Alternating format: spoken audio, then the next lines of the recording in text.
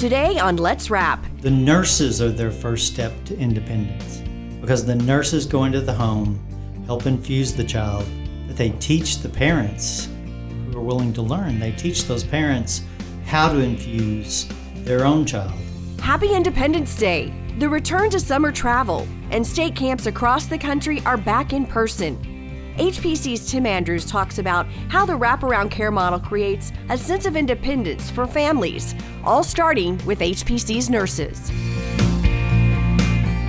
Today on Let's Wrap, we are talking with Tim Andrews from HPC. We want to thank you for joining us, Tim. Thanks for having me.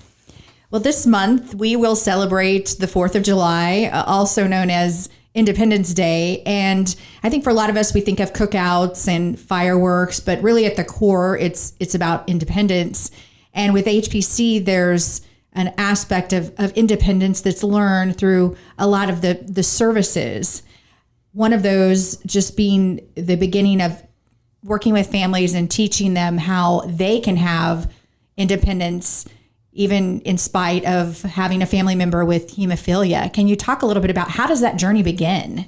It starts with the nurses, I believe. When a new family comes with HPC, they're going to be assigned a nurse that is going to go into that home and help teach that family how to infuse their child. Or if that family is unable to do that, then the nurse will stay with that family infusing that child until she can teach the child how to infuse. And so learning that knowledge of how to be able to infuse yourself leads to you to have a full independent life. So it's sort of a step-by-step process towards it. You gradually earn that independence. Yes, and that courage. All the summer camps for hemophilia have classes that will teach those kids those first steps of independence. We have several tools at our disposal at camp that help start that process. And what does that ultimately mean for, even if it's a family, they initially learn how to infuse their child and then eventually the child, what does that mean for them in their daily lives? Well, if you think about it, you're not tied to one location. You can go on vacations. Your kids can have overnight stays with other friends. They can go to grandma and grandpa's for the weekend because as long as someone in that family knows how to infuse that child that is there, or they know how to infuse themselves, then you don't have to worry about something happening. And take me back to, decades ago. What was the process then? Did someone always have to go to an actual clinic or facility and there weren't these options that there are today? Correct. I predate Factor. So I've gone through this entire process from the beginning. And when I would get hurt as a small child, we had to drive an hour to a hospital, go to the ER, wait an hour or two before I'd even get Factor, maybe more, depending on how busy the ER was. So my mom had to take off work, get home, get me, drive back to the hospital. It was an all-day event. And she's missing all that work. I'm missing all that school. And so, yeah, it was much more of an ordeal back then. So you've seen major advancements would be an understatement. Oh, absolutely. When I turned 16, I think it was, I got to take Factor home with me for the first time and put it in the refrigerator and do my own infusions. I felt cut loose. I was free as a bird because now I didn't have to go to the hospital every time I needed an infusion, which could be 2 or 3 times a week.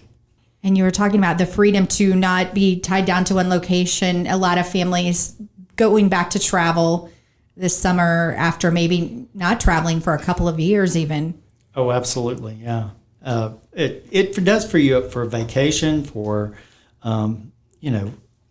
anything you would want to do as a family unit. You can go to Disneyland and just take your Factor with you in a little cooler. You're all set. You talked about camp being a big part of the experience, and camps will be in person again this year? Yes. Most states across the country are having camps again in person. The ones that I have ever been involved with, I think, are all back in person this year. The first time I encountered this was in Northern California camp, but since I've seen it in Tennessee and Oklahoma, I know other states do it as well. is the Big Stick Award. And that's the award for when a kid for the first time gets up the courage to stick themselves at camp in the infirmary under supervision with the nursing staff and some of the older guys around giving them encouragement. And it's really a powerful thing. And I've heard 7 seems to be the age that often happens. Is that kind of the 7 is when most camps have, that's their first experience with camp or 7-year-olds. Okay. So, I've seen a group of 7-year-olds get together and man up the courage, and one of them sticks themselves, and then the other one wants to try it, and then the next one wants to try it. And before long, we're making big sticks for all of them. So it is powerful. And powerful for the kids. Also, what's it like for the parents to see and experience this? Well, a lot of times the parent thinks, oh, my kid will not be able to do this. They're terrified of their infusions. But at camp, it's a different environment. And I've seen kids really change the way they look at their infusion while they were at camp. Maybe not the first year, maybe the second or the third, but it can really alter the way the kids look at it. They see it's not a big deal for other kids, so why should it be a big deal for them? I can learn this. I can do this. And you mentioned earlier that there are some unique experiences at camp where they maybe demonstrate to the kids that this isn't something that has to be done in your kitchen or necessarily at home, but can be done even in the middle of an activity. Right. And we do that at camp. We have a mobile ambulance, if you want to call it, that we go around to all the activities. And if there's a kid limping or it's time for their regular infusion, we may just pull them to the sideline and give that infusion and get them right back to playing. Tila, our nurse at Tennessee camp, had a group of kids out on the lake in canoes infusing once. So we try to incorporate and teach these kids that it's not a big deal. You can do this anywhere. It can become a part of your life. 5-10 minutes, you're back at your activity or back at work or back going to school, and it's really not that big of an interruption. And when the kids at camp learn this, it's independence. It also gives them confidence. And then how does that impact their family at home? Is there less worry from parents knowing that maybe if a parent isn't with them all the time, they have that with them, that factor with them, and can administer it themselves? Well, I think a lot of parents are trepidatious about sending their kids to camp. As you can imagine, they would be. But to be in the environment of camp, surrounded by people with hemophilia and a trained medical staff, it's really some of the best places that these kids can take those first steps toward independence. In our medical training classes, as the kids get older and older, we talk about different important things with them that relates to their hemophilia, like how important it is to be compliant with their medications, how important it is to learn how to deal with insurance issues, to order their own medication themselves from wherever they get it from, how to talk to their doctors and nurses about their condition, what factor product they take. Some kids, initially are just like, well, I don't know. I don't know if I'm factor 8 or factor 9. We want them to know that. So if they end up in an accident or at an ER and the doctor doesn't know what the factor product is, the kid will know. The things you just wouldn't think. Right. But we try to cover all that at age-appropriate times in the child's development. So it sounds like the Big Stick Award is really the first of many milestones in the journey and kind of preparing them for adulthood and being out on their own. Absolutely. And they love the Big Stick Award. That's the teaser to get that journey started. And I've seen an example of that in your office. Can you kind of describe that giant, the giant tree? Well, I volunteered at camps for 20 years, and I've made a lot of big sticks because I was the arts and crafts director, and me and my team and the other counselors and just about everybody at camp loves to make big sticks. And but I'd made so many of them that they thought I should have the biggest Big Stick Award. So it's more like a poll, but anyway, it's funny. And it's quite colorful. Are those decorations things that campers have given you over the years? No, most of those were put on there. Okay. Initially, but we do like for the Big Sticks to be colorful, or sometimes they're a little bit more rustic, feathers, beads, all kinds of things like that on there, and always personalized. And when the parents, see that and they come back from camp, I would imagine some parents maybe go to camp as sponsors, or most of them. No, but when they pick the kids up at the end of the time, the parents who were convinced that their kid would never infuse at camp are really amazed, and that kid is so proud when he shows his parent, here's my Big Stick Award. It's great. And do you think being together like that gives them the courage to take that step, being with other adolescents their age? Absolutely. Yeah, they're blood brothers. They've met this whole new group of friends, and they're starting this journey together at age 7, and they're in the same cabins from age 7 to 16, 18 years old. And so, they become fast friends, and they'll be friends for the rest of their lives a lot of times. Mm-hmm. I would imagine going through something like that is going to stick with you, no pun intended, stick with you for a really long time. Yeah, absolutely. You're talking about compliance, and it seems like ultimately that really helps with someone's quality of life as they age. How does HPC sort of help patients as they become adults and go through the process in using the wraparound care that HPC offers? Well, I think all of this kind of one thing weaves into the next.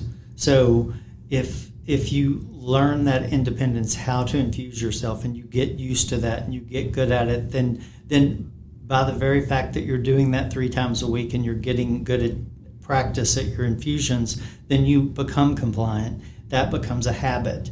And we want that habit to stick with these young adults into their even older adulthood, because you don't want to have the parents take care of these joints for 18 years, and then a kid turns 20-something and thinks that they're Superman and quits taking their factor, and then develops joint damage like us older guys have, because we didn't have factor. Mm-hmm. So I think that all those things contribute all the way through.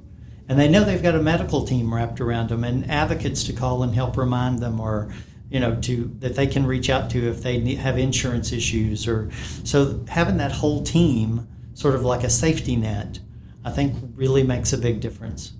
And I'm sure starting those habits and developing those habits at a young age, then it does just become a part of your routine. I don't even think twice about it anymore. This summer, a lot of families are going to be returning to vacation, as we talked about. And when they think about Independence Day, what would you want them to think about in their summer travels, and how HPC enables them to have this freedom? Well, maybe think about where they are on their independence journey and where they want it to end up.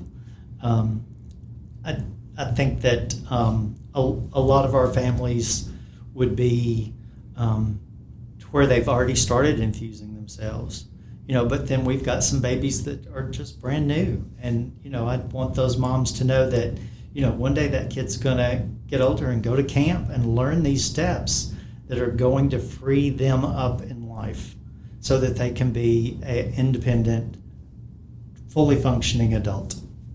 I know vacation means family, but also I've heard so many people reference HPC as one big family. What has your experience been with HPC?